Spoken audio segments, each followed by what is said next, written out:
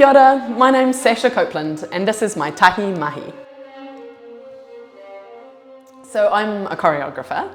I've been making work for 20 years and I've always made dance theatre, so I trained in quite straight dance, but I love dance as communication.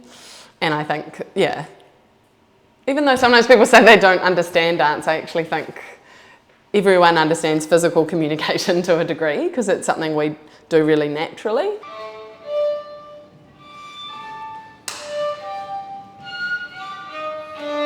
I've made immersive work and site-specific work because for me it's all about what's the space between the dance and the audience. And for me, the dance as performance only exists in that space. It doesn't exist as a finished product here. It only exists in the space between the movement and the audience. So that's why I love work that is kind of live, basically.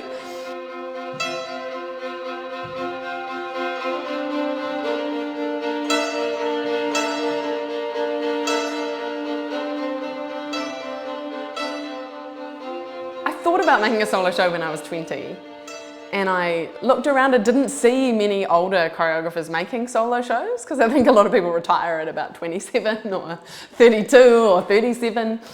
And so I was like, I wonder what that would be like. And then when I got closer to 40, it just felt like the right time. And I think it's because as a choreographer, you're always asking dancers to do particular things and always relating particular feelings. And I had a moment where I was like, I want the freedom of not having to ask someone else to do it. And being, I guess I know where my own parameters are, so having the freedom of that.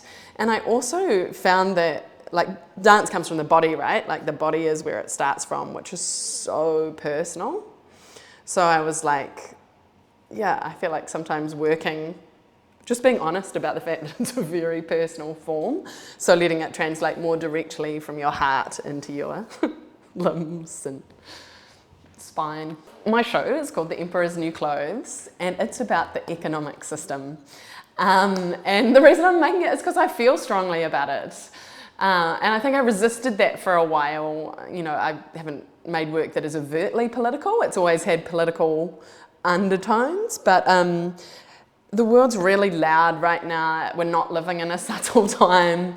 My lifetime has mapped the intensely neoliberal era very exactly. And so I was like, I can feel it acting on me. I can feel it in my conditioning.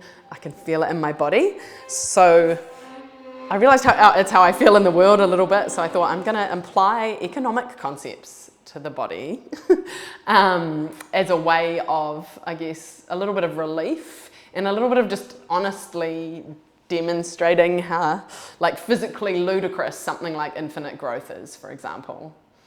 Like, there's a great quote, and I can't remember who it's from, but that says how the only people that think infinite growth is possible in physical terms are madmen and economists.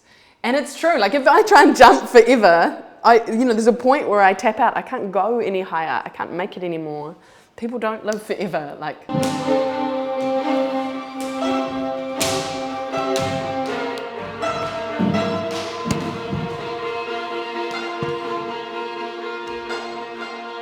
yeah, one thing I found hard about making a solo is I want to see it. Like, so you do a lot of doing it and then videoing it, but I feel like part of me wants to watch it live and a dancer doing it to get perspective. So occasionally I'll make the musician do a task for me to just break that and get a little bit more perspective, because I think keeping perspective is quite hard. And then upload them to an app where I mix and match them into over 100 different live situations. Music has come in quite late. Like, I always use it as part of my process, but I realized I just couldn't not work with live music because there has to be a bit of room in the whole thing.